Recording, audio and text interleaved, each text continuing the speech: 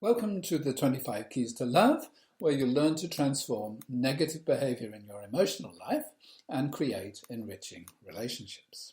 So this is what happens when the strongest aspect to the moon in your horoscope, which represents your emotional life and your need for security, is from Neptune. So imagine that your partner has a moon-Neptune aspect. How are they going to act? What attracted you to them?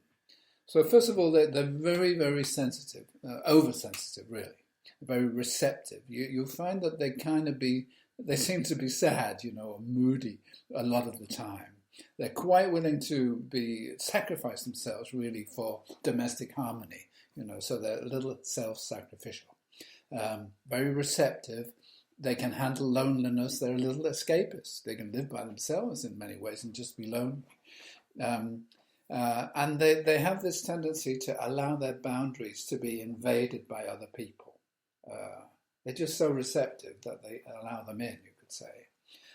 They may have some weaknesses like mood-enhancing drugs, anything to kind of make them happy. And the reason that they act like this is that there's some sadness in the family background. Maybe as a child they were isolated in one way or another. Maybe the mother was depressed or ill, or maybe she was just like sad, or this person was attuned to their mother's sadness and kind of expanded it in their own consciousness. So in some ways they kind of learn to be alone with their moods, in a sense. So what should you do about it when you're with them?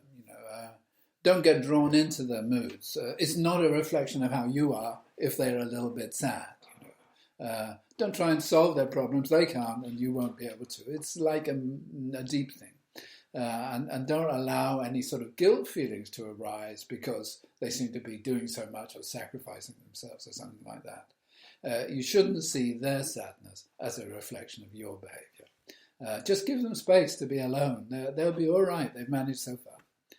So moon-Neptune in a partner's horoscope indicates a sort of sensitive, caring person, and if they can get over a sense of kind of personal martyrdom, they can be very kind and empathetic, and they bring spirituality into the relationship. They can take your love life to a new level. So what happens if you have this aspect? How do you act? In a way, you're a bit like an emotional barometer. You're always going up and down with the kind of mood in the atmosphere.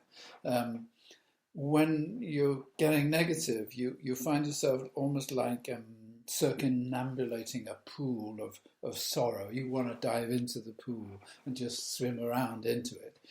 This is kind of vague discontent, very difficult to identify what is actually causing it. So you're kind of too attuned, in a way, to other people's troubles. You don't have boundaries. You get used by other people, and you kind of need this time. You seek isolation, really, sometimes, just to kind of recharge your battery. But you can also end up isolated. And the reason for this is you've been so sensitive to the family environment, so sensitive to your mother's moods, that you've wanted to save them in some way. Or you may have been isolated in certain social groups, or you may have been brought up in a poor or difficult environment. And what you need to do is, you don't swim around in any kind of pool of sorrow. Just kind of see it as a distance. Don't fall for the temptation of just indulging a kind of sad mood. Just reject that kind of idea. It's a habit. It's a bad habit. Put time aside to meditate. You have talent for meditation, and try and express your feelings with words to yourself and to other people. So when you are conscious of this oversensitivity, and when you create a stronger boundary between yourself and others, and refrain from creating a sort of moody environment, then you can actually enrich very much the emotional environment and the relationship you're in.